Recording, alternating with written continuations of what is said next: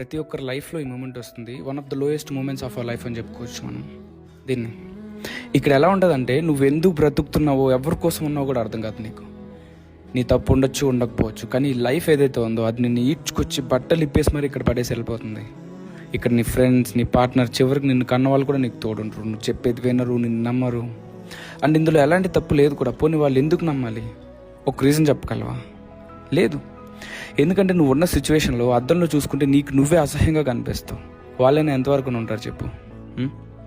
అయినా నిన్ను నువ్వు కూడా యాక్సెప్ట్ చేసుకోలేని టైంలో ఎవరో అర్థం చేసుకోవాలి అనుకోవటం ఎంత మూర్ఖత్వం.